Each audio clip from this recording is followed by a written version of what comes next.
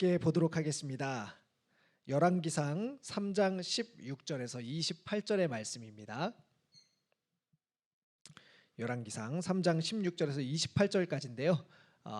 매일 성경 오늘 묵상 본문 말씀입니다. 우리 한 절 한 절 저와 제가 먼저 읽고 여러분들이 읽고 마지막 절 한 목소리로 같이 읽겠습니다. 그때 창기 두 여자가 왕에게 와서 그 앞에 서며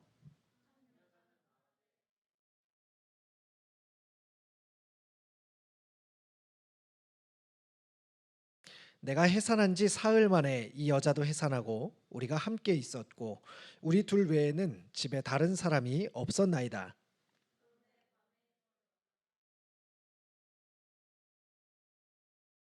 그가 밤중에 일어나서 이 여종 내가 잠든 사이에 내 아들을 내 곁에서 가져다가 자기의 품에 누이고 자기의 죽은 아들을 내 품에 뉘었나이다.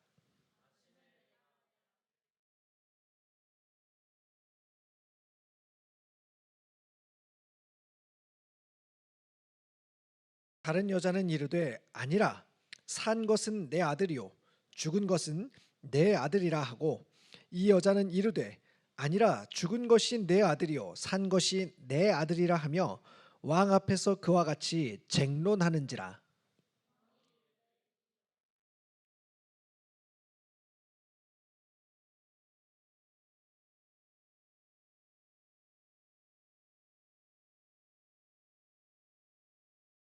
또 이르되 칼을 내게로 가져오라 하니 칼을 왕 앞으로 가져온지라.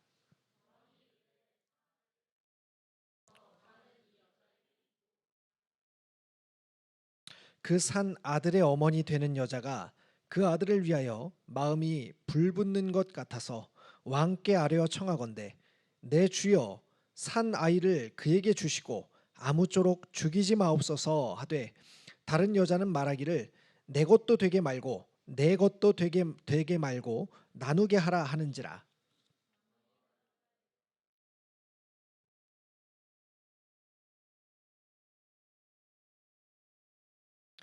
같이 읽겠습니다. 온 이스라엘이 왕이 심리하여 판결함을 듣고 왕을 두려워하였으니 이는 하나님의 지혜가 그의 속에 있어 판결함을 봄이더라. 아멘. 더함 공동체는 오늘부터 12월 마지막 주까지 순모임을 진행합니다. 합기도수는 함께 모여 기도하고 또 사랑수는 함께 모여 말씀을 연구하고 나눕니다. 또 조만간 개강될 성장반에서는요, 믿음순 수료 후에 조금 더 이렇게 성경에 대해서 공부하기 원하시는 분들, 또 교리적으로 또 한 단계 더 성장하기를 원하시는 분들, 또 이렇게 교리와 성경 공부를 알차게 배우실 수 있는 시간이 준비되어 있습니다. 특별히 사랑순의 경우는요, 하반기에 우리 교회에서 진행하는 말씀 묵상 운동과 발을 맞춰서 매일 성경의 묵상 본문을 가지고 함께 성경 공부를 진행하려고 합니다. 그러면 어떤 말씀을 공부하게 될까요? 지금 묵상 다들 잘 하고 계시죠? 예, 매일 성경으로 묵상하고 있는데요. 9월에 지금 묵상 본문은 어디지요? 열왕기상입니다. 열왕기상. 그래서 열왕기는 이름 그대로요. The Book of the Kings, 왕들의 책입니다. 다윗 왕의 말년부터 시작해서 약 400년간 이스라엘의 왕들의 역사를 기록한 책입니다. 오늘은 그 중에서도요, 가장 유명한 사람 또 가장 유명한 말씀을 먼저 살펴보려고 합니다. 오늘 말씀은 솔로몬의 판결로 우리에게 잘 알려진 내용입니다. 아마 본문의 아주 세세한 내용들은 모르더라고요. 솔로몬이 이런 판결을 내렸다라는 사실은 저희 개신교 혹은 기독교 교인들뿐만 아니라 세상 모든 사람들이, 심지어는 타 종교인들까지도 다 알고 있는 사실입니다. 솔로몬은 누구입니까? 그는 이렇게 지혜로운 사람의 대명사입니다. 정말로요, 누군가에게 야, 너 정말 솔로몬 같구나 라고 하면 어떻게 이해가 되십니까? 지혜로운 사람이구나 라고 그렇게 대명사로 쓰고 있지요. 정말 실례로요, 거리를 나가서 학원가를 가보십시오. 솔로몬 학원, 솔로몬 땡땡, 정말 많은 학원들과 강습소들이요 솔로몬이라는 이름을 붙이고 있습니다. 2008년까지 SBS에서는요 솔로몬의 선택이라는 시사 교양 법률가들이 나와서 이 사건에 대해서 어떤 판결을 내릴 것인지 그렇게 쟁론하는 시사 교양 프로그램도 있었을 만큼 대중적으로 알려진 인물이 바로 솔로몬입니다. 성경 내에서도요 솔로몬의 위치는 시편과 잠언의 상당수를 본인이 지었고 저 전도서와 아가서의 저자로 우리에게 알려져 있습니다. 또 솔로몬이라는 이름은요 구약의 이름들은 이 자음이 그 모음이 없거든요. 자음만 가지고 있는데 자음들이 비슷한 것이 같은 뜻이 됩니다. 솔로몬 여러분들이 알고 있는 구약의 단어 중에서 솔로몬과 비슷한 단어가 뭐가 있을까요? 시옷, 리을, 미음. 우리 이제 솔로몬이지만 이 단어들을 한번 잘 조합해 보십시오. 자음들을. 우리가 아는 단어 중에 샬롬이라는 단어와 자음이 똑같습니다. 그래서 샬롬이라는 단어와 똑같은 이름을 사용하기 때문에 솔로몬의 뜻은 뭘까요? 그러면 평안이라는 뜻을 가지고 있습니다. 아버지 다윗이 평생 손에 피를 묻히고 전쟁을 했던 사람이라면요 솔로몬은 거의 전쟁과는 거리가 먼 사람입니다.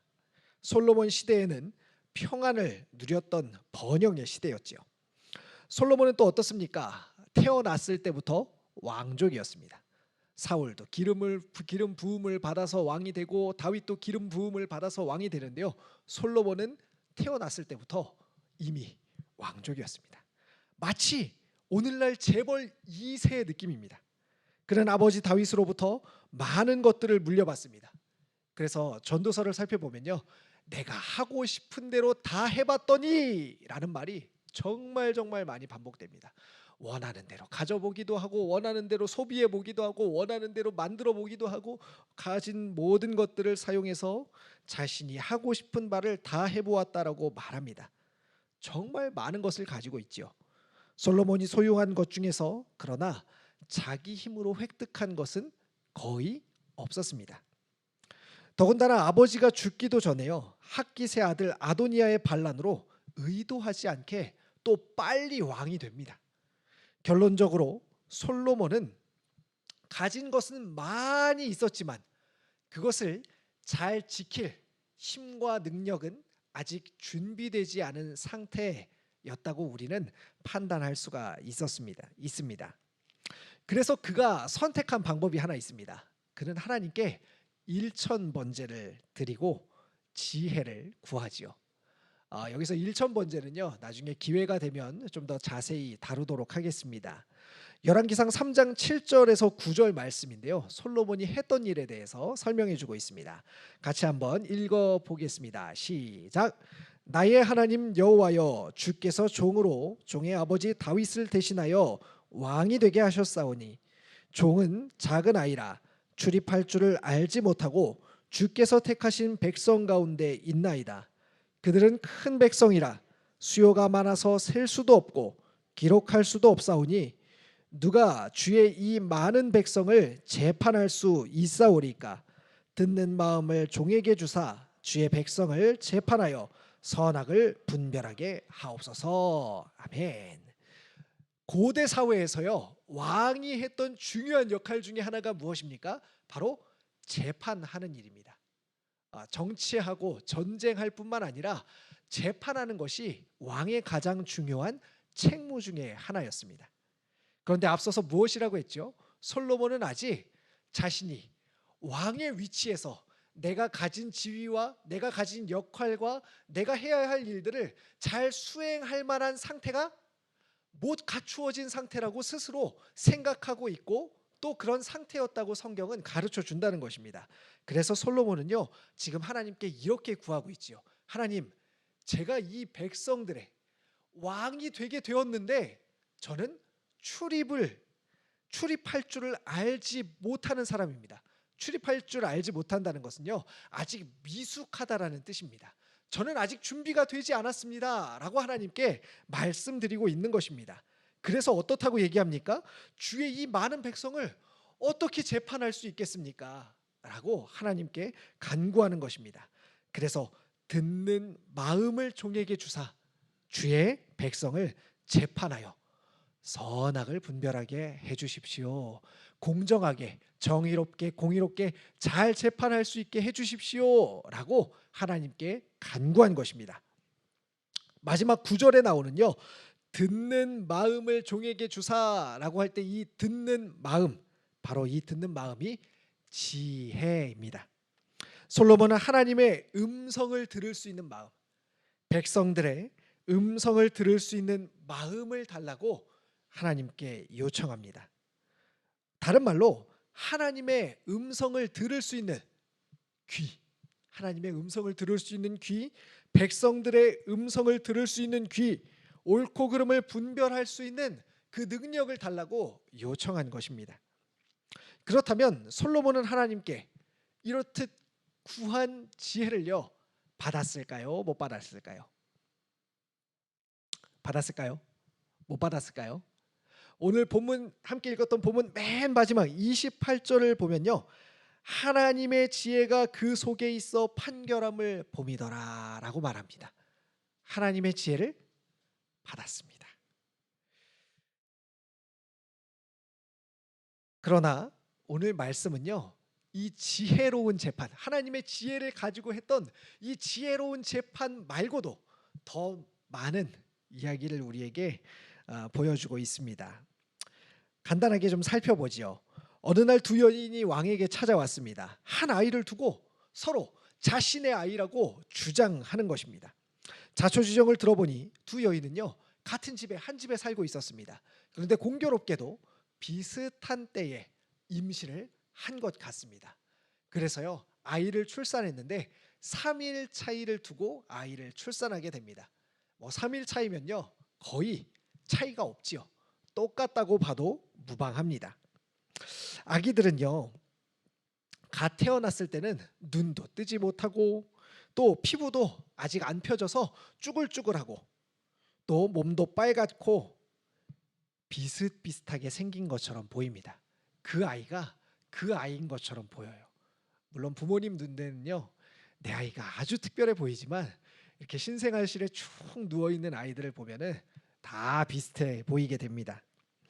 그런데 사고가 생기고 말았습니다. 밤에 자다가 아기 위에 한 엄마가 누워버리게 된 것입니다. 아마 아기는요, 숨을 쉬지 못해 죽게 되었을 것입니다. 옆에 누운 어른이 잠결에 뒤척이다가 아이를 덮치는 사고들은요, 현대시대에도 오늘날에도 종종 있습니다. 그래서 요즘은요, 어떻게 하죠? 대부분 아이를 침대에 재우거나 장소를 분리하거나 이런 식으로 케어하지요. 이런 사고가 난 경우에 사람들은 어떻게 반응하게 될까요? 아마 깜짝 놀랄 것입니다. 어떻게 해야 될지 몰라 사람들을 깨우고 또 경찰서나 119에 신고하고 어떻게 해서든지 이 아이를 살려보려고 노력할 것입니다. 아니, 분명하게 죽은 것이 확인된다 할지라도요, 그 아이를 어떻게 해서든지 어떤 방법과 수단을 동원해서라도 한 번이라도 더 그 호흡을 할 수 있도록 애를 쓸 것입니다. 그러나 사고를 낸 오늘 본문에 등장하는 여인은요, 우리의 예상과는 전혀 다른 행동을 보여줍니다. 자신의 죽은 아이를요, 그 방에 함께 있던 다른 여인의 아이와 바꿔치기 해버립니다. 아침이 되자 큰 소동이 일어났습니다. 밤 사이에 아기가 죽었기 때문입니다. 생각해 보십시오, 여러분.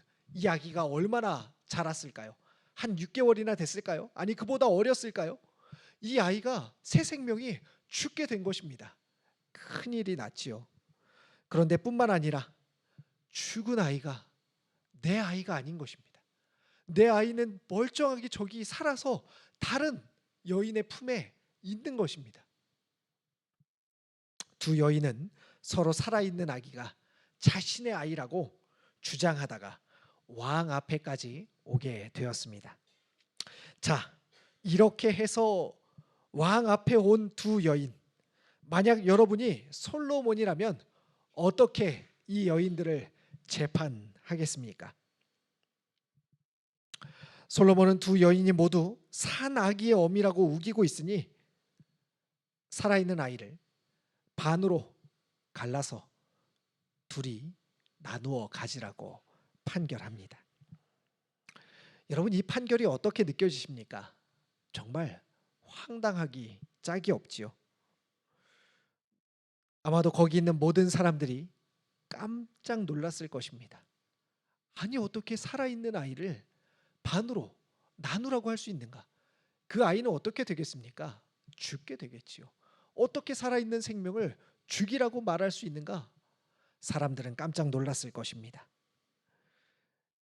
이때 진짜 어미는요, 아기가 죽는 일을 차마 눈뜨고 볼 수 없게 절규하며, 아기는 저 여인의 아기이니 아기를 죽이지 말라고 왕께 호소합니다.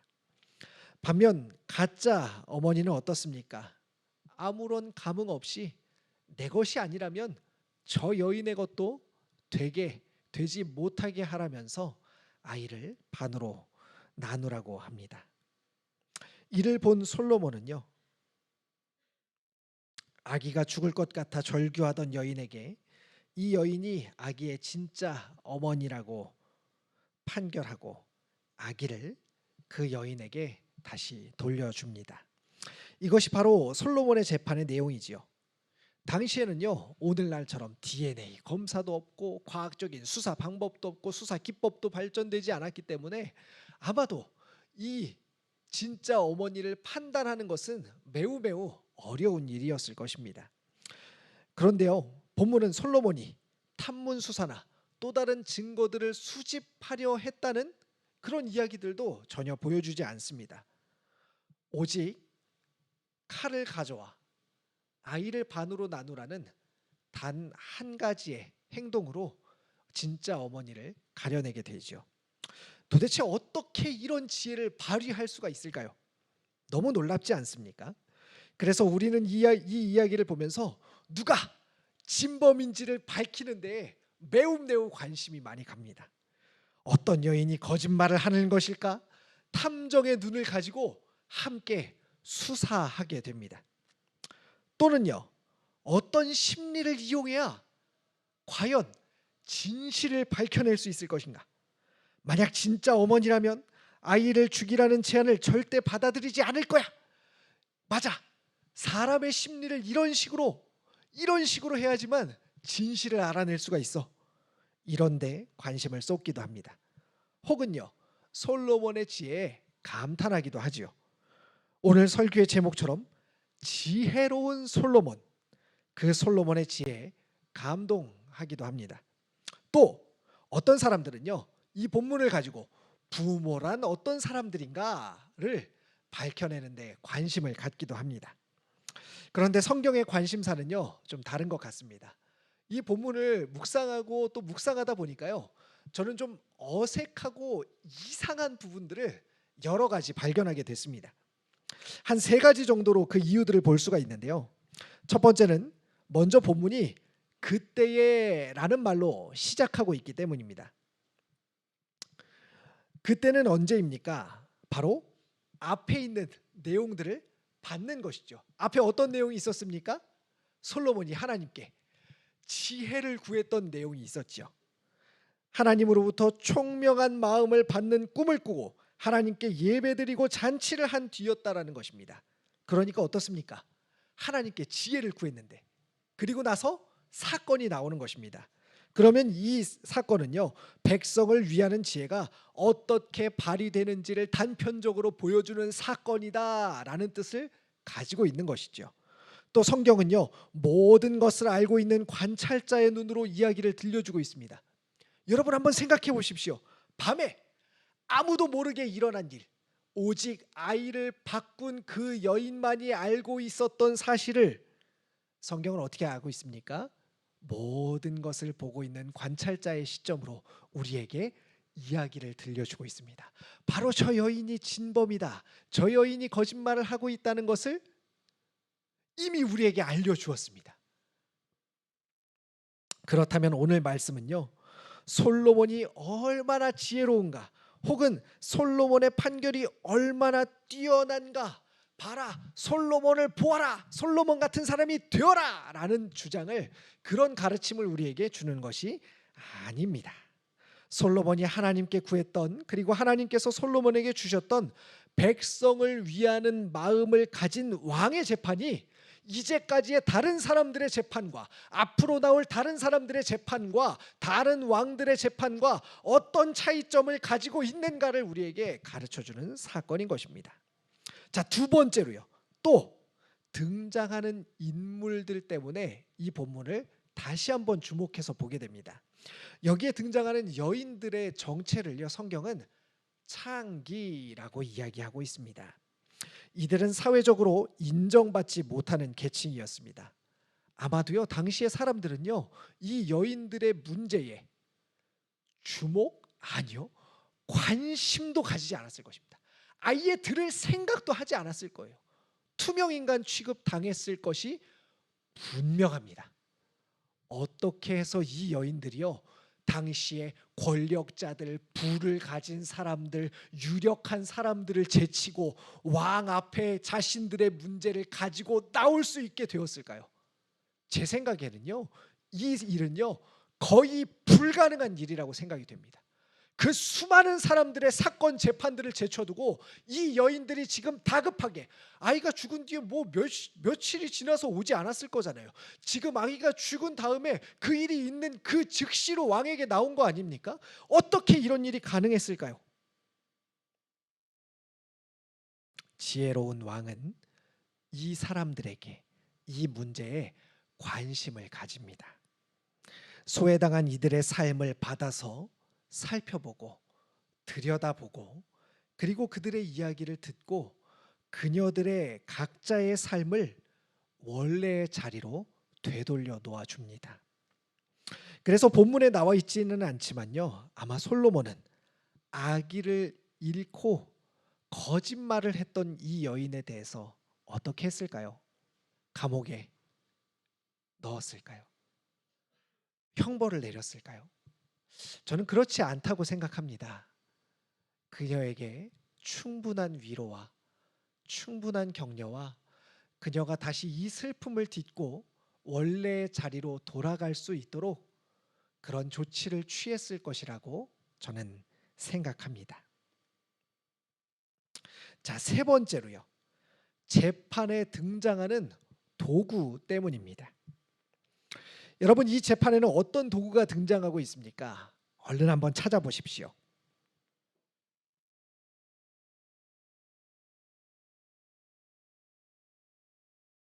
재판에 특이한 도구가 하나 등장하는데요, 24절을 보니까요, 바로 칼이 등장합니다. 제가 한번 읽어보겠습니다. 또 이르되 칼을 내게로 가져오라 하니 칼을 왕 앞으로 가져온지라. 세상에서 가장 지혜로운 재판에 사용된 도구는 무엇입니까? 칼입니다. 여러분, 칼은 무엇입니까? 폭력의 도구의 상징이지요. 따라서 여기서 칼은요, 일종의 복선 역할을 합니다. 3장까지 나오는 솔로몬은요, 아주 지혜롭고 아주 현명하고 하나님을 사랑하는 왕입니다. 그러나 이후에 솔로몬은요, 그 마음을 끝까지 지켜내지 못한 왕으로 묘사가 됩니다. 성경을 한 장 넘기면 4장부터는요, 솔로몬의 통치가 이처럼 칼을 사용하는 것처럼 무력을 사용하는 폭력적인 방식으로 변화하고 있음을 우리에게 알려줍니다. 재판이 끝난 뒤에 백성들은요, 이런 엄청난 재판을 보면 어떻게 하겠습니까, 여러분? 찬사를 보내야 되지 않습니까? 와, 우리의 왕이 이렇게 멋진 왕이다. 그런데 28절을 보면요, 백성들은 솔로몬의 판결을 보면서 두려워했다라고 이야기합니다. 이와 같은 근거들을 볼 때요, 지금 성경은요, 솔로몬이 뛰어나다, 혹은 솔로몬의 지혜를 본받아라, 이런 것이 아니라요, 우리에게 다른 이야기들을 전해주고 싶다라는 것을 저는 생각해 보게 됩니다. 솔로몬의 지혜로운 판결에 핵심이 있지 않은 것이죠. 그렇다면 무엇일까요? 이 재판을 통해서요, 성경은 우리에게 무엇을 가르쳐주고 싶을까요? 두 가지인데요. 첫 번째는요, 무엇이 과연 우리로 하여금, 솔로몬으로 하여금 지혜로운 결정을 내리게 하는가라는 사실입니다. 여기 계신 여러분들과 저는요, 모두가 다 지혜로워지고 싶어요. 지혜롭지 않고 싶습니다 라는 사람은 아무도 없습니다. 하지만 방법을 모르죠. 어떻게 하면 지혜로워질 수 있을까요? 많이 공부하면 지혜로워질 수 있을까요? 많이 생각하면 지혜로워질 수 있을까요? 사람들의 말을 많이 들으면 지혜로워질 수 있을까요? 아니면 많은 사람들의 의견을 받으면 지혜로워질 수 있을까요? 더 많은 통계 자료와 더 많은 학술 자료들을 보면 지혜로워질 수 있을까요? 우리는 지혜로워지는 방법을 알지 못합니다.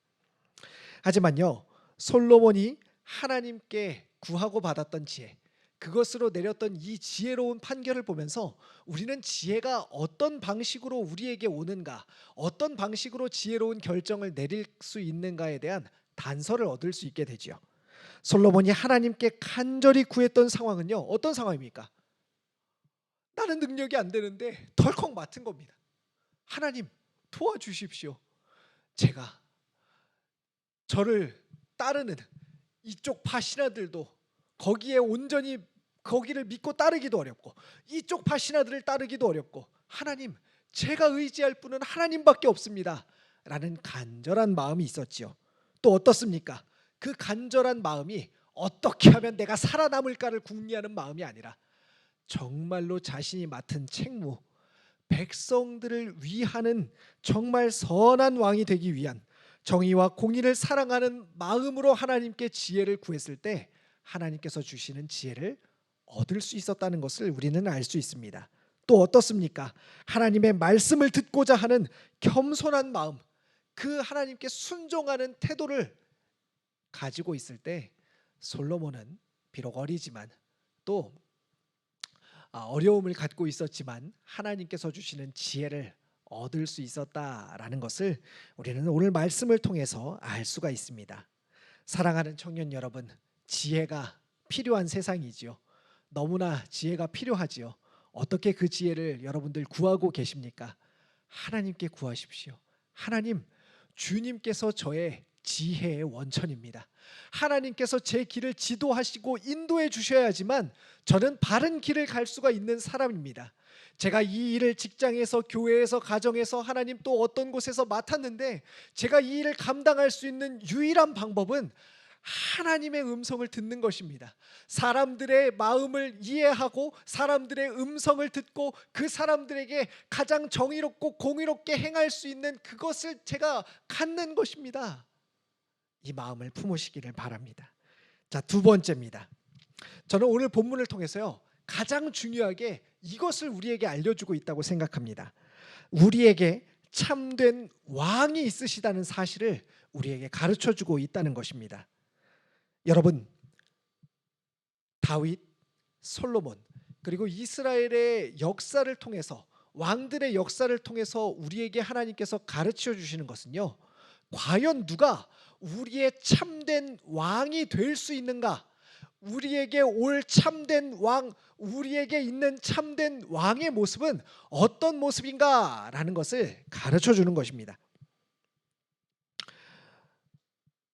다시 말해 솔로몬의 판결은요, 앞으로 오실 메시아가 자신의 백성들을 위해서 이런 마음을 가지고 통치하실 것임을 아주 예시적으로 희미하게나마 보여주는 사건입니다. 정의와 공의가 무너진 세상, 약자들이 무시당하고 아무도 나의 사건에, 나의 상황에 귀 기울여주지 않는 세상에서 참된 왕이 나를, 우리를 어떻게 다스릴지를 보여주는 사건이라고 할 수 있는 것입니다. 말씀을 정리하겠습니다. 사랑하는 청년 여러분, 오늘 말씀은요, 저는 이렇게 해석이 됩니다. 치열한 경쟁에 치이고 내 것을 주장하고 내 것을 지키지 않으면 빼앗기는 세상에서 우리의 왕이 어떤 분인지를 가르쳐 주는 것 같습니다. 뭐라도 가지고 있어야 인정받는 세상에서 서로 그것 때문에 그것 쥐려고 머리채를 잡고 싸우는 우리에게 주님께서 오셔서 우리의 인생을 있으면 있는 대로 없으면 없는 대로 원래의 자리로 돌려놓아 주시겠다고 말씀하는 것처럼 들립니다. 빼앗긴 것을 원래 주인에게 돌려주고 잃은 사람에게는 그 잃은 것에 함께 슬퍼해 주시겠다고 말씀하는 것처럼 들립니다. 불의하고 무정한 시대의 정의와 공의의 왕이 우리에게 참된 왕이 있다고 말하는 것 같습니다. 그러니 이제 그만 우리 서로가 서로의 목을, 서로의 옷깃을, 그리고 또 다른 무언가를 움켜잡은 손을 펴서 우리에게 있는 선한 왕, 가장 지혜로우신 왕, 정의와 공의의 왕을 향해 삶을 내어 맡기시기를 바랍니다. 참된 왕이신 주님, 나의 삶을, 우리의 삶을 맡아 주시옵소서. 책임져 주시옵소서. 다스려 주시옵소서. 기도하겠습니다. 하나님, 우리에게 있는 참된 왕이신 주님을 바라봅니다. 치열한 경쟁 때문에 내 것을 지키기 위해서 주장하지 않으면 안 되고, 때로는 불의하고 불공정한 방법이라도 사용해야 할 것만 같은 이 세상에 하나님, 우리가 빼앗긴 것들을 돌려주시고, 또 하나님, 잃어버린 것 때문에 속상하고 슬퍼하고 주저앉아 있는 지체들이 있다면 위로하여 주시옵소서. 하나님, 우리의 삶에 정의와 공의를 행하여 주시고, 그 왕이 바로 우리 주님 되심으로 인하여서 다시금 이 세상에 나아가 하나님께서 우리에게 요구하시는 바, 지혜로운 삶, 사람들의 마음을 듣고 사람들의 이야기를 듣고 또 하나님의 음성을 듣는 그러한 삶을 살게 하여 주시옵소서. 예수님 이름으로 기도합니다. 아멘.